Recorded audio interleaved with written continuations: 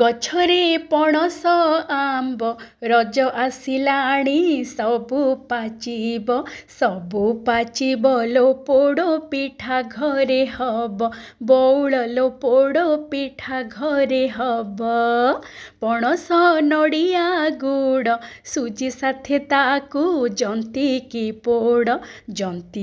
ପୋଡ଼ ଲୋ ସୁଆଦ ଲାଗିବ ବଡ଼ ବଉଳ ଲୋ ସୁଆଦ ଲାଗିବ ବଡ଼। ଦର୍ଶକ ବନ୍ଧୁ ସମସ୍ତଙ୍କୁ କରୁଛି ମୁଁ ପ୍रणिपात ମା ଗେଲୁ ହାଣ୍ଡିଶାଳକୁ ଆପଣମାନଙ୍କୁ ବହୁତ ବହୁତ ସ୍ୱାଗତ। ବିନା ଚାଉଳରେ ଆସନ୍ତୁ ପଣସ ପୋଡ଼ ପିଠା କରିବା ପ୍ରସ୍ତୁତ। ଦର୍ଶକ ବନ୍ଧୁ ଆଗକୁ ଆସୁଛି ରଜ, ଆପଣମାନେ ସମସ୍ତେ ପୋଡ଼ ପିଠା ନିଶ୍ଚୟ ପ୍ରସ୍ତୁତ କରିବେ, କିନ୍ତୁ ଥରେ ଏମିତି ଏଇ ପଣସ ପୋଡ଼ ପିଠା ପ୍ରସ୍ତୁତ କରନ୍ତୁ, ବହୁତ ବଢ଼ିଆ ଲାଗିବ। ପଣସ ପୋଡ଼ ପିଠା ପାଇଁ ଆମେ ନେବା ପାଚିଲା ପଣସର କ'ଣ କରିବା ନା ଭଲ ଭାବରେ ତାର ମଞ୍ଜିକୁ ବାହାର କରିକି ଭିତରେ ଗୋଟେ ଚୋପା ପରିଥିବ ତାକୁ ନିଶ୍ଚୟ କାଢ଼ିଦେବେ। ତାପରେ ପଣସକୁ ଆମେ ବାଟିବା ପୁରା ଚିକଣ କରିକି। ପଣସ ବହୁତ ବଢ଼ିଆ ଲାଗେ। ଆପଣମାନଙ୍କୁ ଯଦି ପଣସ ଭଲ, ତାହେଲେ ଏଇ ପୋଡ଼ ପିଠାଟା ଆପଣଙ୍କୁ ଏତେ ବଢ଼ିଆ ଲାଗିବ, ଆପଣମାନେ ଥରେ ବନାନ୍ତୁ ଜାଣିପାରିବେ।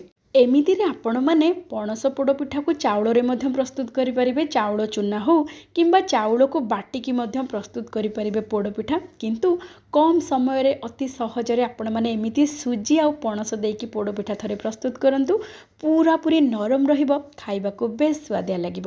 ଏଠି ଦେଖନ୍ତୁ ଆମେ ପଣସର ମଞ୍ଜି ସବୁ କାଢ଼ିକି ପଣସକୁ ଭଲ ଭାବରେ ତାକୁ ବାଟିଦେବା। ଦେଖନ୍ତୁ କେତେ ସୁନ୍ଦର ଭାବରେ ବାଟି ହେଇଯାଇଛି, ଆଉ ତାର କେତେ ବଢ଼ିଆ ଥିକନେସ୍ ଆସିଛି। ଦେଖନ୍ତୁ ପୁରା ବହଳିଆ ହେଇକି ରହିବ। ଯେହେତୁ ପଣସଟା ଟିକେ ବହଳିଆ ରସ, ଆମେ ଟିକେ ପାଣି ବି ମିଶାଇବା। ପ୍ରଥମେ ଆମେ ପଣସକୁ ମାପିଦେବା ପଣସ ରସ କେତେ ହେଇଛି। ଏଠି ଆମର ଗୋଟେ ଗିନା ପୁରା ହେଇଛି ପଣସ ରସ। ଆମେ କ'ଣ କରିବା ନା ଗୋଟେ ପାତ୍ରରେ ଏଇ ପଣସ ରସକୁ ଦେଇଦେବା। ସବୁ ଜିନିଷ ଆପଣମାନେ ଏଠି ମାପିକି ନେବେ, ଯାହାଫଳରେ କି ଯନ୍ତଣୀ ବହୁତ ବଢ଼ିଆ ହେବ, ପୁରା ନରମ ହେବ, ଆଉ ଯେତେବେଳେ ପୋଡ଼ ପିଠା ପ୍ରସ୍ତୁତ କରିବା ବହୁତ ବଢ଼ିଆ ଲାଗିବ ଖାଇବା ପାଇଁ। ଯେତିକି ଆମେ ପଣସ ରସ ନେଇଛେ ସେତିକି ନେବା ପାଣି ଆଉ ସେତିକି ନେବା ଗୁଡ଼, ଯାହାଫଳରେ କି ବହୁତ ବଢ଼ିଆ ଲାଗିବ। ଟିକେ ପୋଡ଼ ପିଠା ମିଠା ଅଧିକ ରହିଲେ ବେଶୀ ଭଲ, ସେଥିପାଇଁ ମୁଁ ନେଇଛି ଏଠି ଗୋଟେ ଗିନା ଗୁଡ଼ ଆଉ ଗୋଟେ ଗିନା ପାଣି ସହିତ ଅଧ ଗିନା ନେବା ନଡ଼ିଆ କୋରା। ଆପଣମାନେ ଚାହିଁଲେ ଖଣ୍ଡ ନଡ଼ିଆ ମଧ୍ୟ ନେଇପାରନ୍ତି। ତାପରେ ଦେଇଦେବା ସ୍ୱାଦ ଅନୁସାରେ ଲୁଣ ଆଉ ଗୋଟେ ବଡ଼ ଚାମଚ ଦେଶୀ ଘିଅ ନିଶ୍ଚୟ ପକାଇବେ। ପୋଡ଼ ପିଠା ଦେଶୀ ଘିଅ ବିନା ଅଧା ଅଧୁରା। ମୁଁ ଏଠି 2 ବଡ଼ ଚାମଚ ନେଇଛି, ଟିକେ ଅଧିକ ପକାଇଲେ ବେଶୀ ବଢ଼ିଆ ଲାଗିବ। ତାପରେ ଭଲ ବାସ୍ନା ପାଇଁ ଗୋଟେ ତେଜପତ୍ରକୁ ଏମିତି ଛିଣ୍ଡେଇକି ପକାଇଦେବା, ଆଉ ଗୁଜୁରାତି 4-5ଟି ଆଉ ଗୋଲମରିଚ 8-10ଟିକୁ ଭଲ ଭାବରେ ଗୁଣ୍ଡ କରିକି ଏଥିରେ ପକାଇବା। ଏଇ ଗୁଜୁରାତି ଆଉ ତେଜପତ୍ର ତା ସହିତ ଗୋଲମରିଚର ବାସ୍ନା ବହୁତ ବଢ଼ିଆ ରହିବ ଏଇ ପଣସ ପୋଡ଼ ପିଠାରେ। ଯେହେତୁ ରଜରେ ବିଭିନ୍ନ ପ୍ରକାରର ପିଠା ସହିତ ପୋଡ଼ ପିଠା ମୁଖ୍ୟ ଭୂମିକା ବହନ କରିଥାଏ, ଆପଣମାନେ ଚାହିଁଲେ ଚାଉଳ ଜନ୍ତା ପୋଡ଼ ପିଠା ହେଉ କିମ୍ବା ଆମ୍ବ ପୋଡ଼ ପିଠା, ପଣସ ପୋଡ଼ ପିଠା, ଲାଉ ପୋଡ଼ ପିଠା, ଏମିତି ବିଭିନ୍ନ ପ୍ରକାରର ପୋଡ଼ ପିଠା ପ୍ରସ୍ତୁତ କରିପାରିବେ। ଏଠି ଦେଖନ୍ତୁ ଆମେ ଏସବୁକୁ ଭଲ ଭାବରେ ଗୋଳେଇକି ବସେଇଦେବା ମଧ୍ୟମ ଜାଳରେ ଭଲ ଭାବରେ ପାଣିଟା ଫୁଟିବା ପାଇଁ। ଯେତେବେଳେ ଭଲ ଭାବରେ ପାଣିଟା ଫୁଟିବାକୁ ଲାଗିବ, ତାପରେ ଆମେ ଏଥିରେ ସୁଜି ପକାଇବା। ଆଉ ଏହି ସମୟରେ ଆପଣମାନେ ଚାହିଁଲେ ଚାଉଳ ଗୁଣ୍ଡ ମଧ୍ୟ ପକାଇ ପାରିବେ ଯଦି ସୁଜି ନ ନେଉଥାନ୍ତି। ଦେଖନ୍ତୁ ମୁଁ ଏଠି ସୁଜି ପୁରା ପତଳା ଦାନା ସୁଜି ନେଇଛି। ଟିକେ ପତଳା ଦାନା ସୁଜି ନେଲେ ବହୁତ ବଢ଼ିଆ ଲାଗିବ এই ପିଠାଟି। ଯଦି ପତଳା ଦାନା ସୁଜି ନଥାଏ ତାହେଲେ ଆପଣମାନେ ଟିକେ ଗ୍ରାଇଣ୍ଡ କରିଦେବେ, ଯାହାଫଳରେ କି ମୋଟା ଦାନା ସୁଜିଟା ପୁରାପୁରି ପତଳା ଦାନା ସୁଜିରେ ପରିଣତ ହୋଇଯିବ।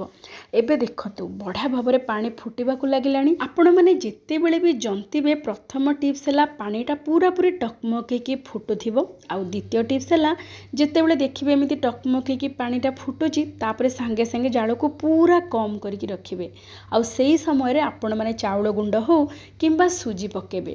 ଆଉ ଧ୍ୟାନରେ ରଖିବେ ଏହି ସମୟରେ ଯେତେବେଳେ ପକାଇବେ ସେତେବେଳେ ଜାଳ ପୁରାପୁରି କମ୍ ଥିବ, ଆଉ ଧୀରେ ଧୀରେ ପକାଉଥିବେ, ଧୀରେ ଧୀରେ ଘାଣ୍ଟୁଥିବେ। ଏମିତି ହେଲେ ଆଉ ଗେଟା ବା ଲମ୍ସ ରହିବନି, ପୁରା ସ୍ମୁଥ୍ ହେଇକି ଆମର ଯନ୍ତଣୀ ପ୍ରସ୍ତୁତ ହେବ।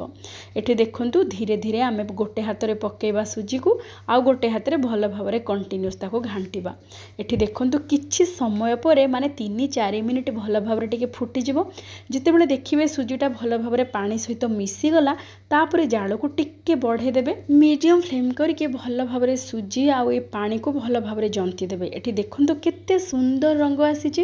ଆଉ ଯେତେବେଳେ ଦେଖିବେ ହାତକୁ ଧରିବେ, ଯେତେବେଳେ ହାତରେ ଲାଗୁନଥିବ, ସେହି ସମୟ ପର୍ଯ୍ୟନ୍ତ ଆପଣମାନେ ଜନ୍ତିବେ। ବେଶୀ ସମୟ ବିଲକୁଲ ଲାଗିବନି, 5-7 ମିନିଟ୍ ଭିତରେ ପ୍ରସ୍ତୁତ ହେଇଯିବ। तापर गैस फ्लेम को ऑफ करदेवे। एमती घोड़े की 5-7 मिनिट पर छाड़ीदेवे जहाँफल कि सुजी पूरा पूरी नरम होमती बांफरे से भितर देखु जेहेतु आम पणस पोड़ पिठा प्रस्तुत करुचे आज से आम पणस पत्र पोड़ा बहुत बढ़िया फ्लेवर आसो।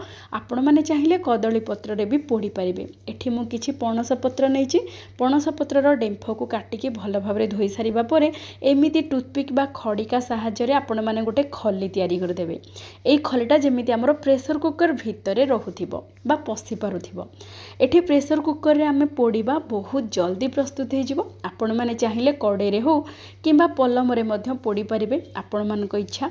प्रेसर कुकर रे पोड़िले जल्दी हो। एठी आमे प्रेसर कुकर भितर टिके देसी घी लगेदेबा ता भितर पुणी आमे जो पणसर खली प्रस्तुत करथिले पणस पत्रर से खली को भल भाव ता भितर देकी टिके देसी घी से पत्र रे भी चारिपट को लगेदेबा। तापर आमे जो जंतणी प्रस्तुत करिचे सुजीर जंतणी पणस आ सुजीर जंतणी से जंतणी को एठी देदेबा। एबे देखंतु जंतणी पूरा पूरी नरम हो जाइए आ हल्का हल्का गरम अच्छी हल्का गरम थिबो से समय आपण मैंने जंतणी को देबे। ए सुजी आ पणसर जंतणी को भल भाव में चारिआड को स्प्रेड करके तापर ताकू चापी देबे टिके जमिते समान करके। आपण मैंने चाहिए गोटे गिन्ना साहाय्य एमिति टिके प्रेस करदेबे चारिआड को टिके भल भाव में समान करदेबे। एठी देखंतु बढ़िया भाव में पूरा समान होगी अच्छी ता ऊपर आउ टिके खाली गोटे छोट चमच देसी घी देदेबे भल बास्ना पाई। एबे आमे प्रेसर कुकर ढांकुणी दबा। ढांकुणी देला बेले आपण माने प्रेसर कुकर गैसकेट को रखिबे ताकू खोलिबेनी किंतु व्हिसिल को निश्चय काढ़िबे। व्हिसिल काढ़ी सारिबा परे प्रथमे आमे कौन करबा ना मीडियम फ्लेम रे 30 ରୁ 40 सेकेंड पई छाड़ी देबा जहाँ फल कि बढ़िया भाव में गरम हो प्रेसर कुकर। तापर पूरा कम जाल करिकी 15 ରୁ 20 मिनिट पई छाड़ी देबा। एमिति हेले हमर पिठाटी बढ़िया भाव में सीझीजिव आ तलपटटी बढ़िया भाव में बेक होगी पोड़ी पोड़ी जीव। एठी देखंतु हल्का हल्का पोड़ पोड़ होगी चारिपटू देखा जाउची ना हमर पोड़ पिठाटी भल भाव में पोड़ी जाइछि आ पिठाटी भल भाव में सीझी कि नहीं आपण मैंने एमती भितर को टिके छुरी हो टूथपिक साहाय्य आपण मैंने चेक करें। जदि देखिए छुरी किंबा टूथपिक पूरा सफा होकर आसूँ ताहले जानबे जे पिठा बढ़िया भाव में हो जाइए। एबे पिठाटी बढ़िया भाव में भितर कुक होती तलपटटी हल्का हल्का पोड़ पोड़ होकी अच्छी जहाँफल कि खाइबा को बेस स्वादिया लगे। एबे देखंतु जेहेतु आमे पत्र देचे आराम रे पिठाटी बाहरी आसीबो। एठी देखंतु पत्र भी टिके पोड़ी जाइए आ पिठा मध्य देखंतु केते टिके हल्का हल्का पोड़ पोड़ हो जाइए। ए पोड़ पिठा टिके हल्का जो पोड़ी जाइए बढ़िया क्रिस्पी लगे आ भितरटा पूरा पूरी नरम पाटी रे पकेले मिलई जीव। जेहेतु सुजी आमे पतला दाना सुजी नहींचे आ बढ़िया भाव में ताको जंती देचे आ बास्ना तो बहुत बढ़िया होची पणसर बास्ना ता सहित नड़िया कोरा एते बढ़िया लगे। आपण मैंने थरे बनातु आ रजरे निश्चय एमती बनातु खातु समस्त को खुआतु। आजिर प्रस्तुति आपण मानक केमिति लागिला विनम्रतार सहित अनुरोध निश्चय जनइबे। जदि भल लगी थाए तेबे प्लीज लाइक शेयर सब्सक्राइब करने सहित हाइप करदेवे। आउ जदि नुआ देखु था बेल आइकन को प्रेस करदेवे जहाँ फल कि प्रत्येक वीडियोर नोटिफिकेशन आपण माने सर्वप्रथमे पाई परिबे। आउ जदि फेसबुक पेज रे देखु थांती तेबे विनम्रतार सहित अनुरोध निश्चय फॉलो करिवे। तेबे आज पई एतिकी पुणी देखा हबा आउ गोटे चलचित्र रे आउ गोटे संपूर्ण नुआ व्यंजन सहित। जय जय जगन्नाथ।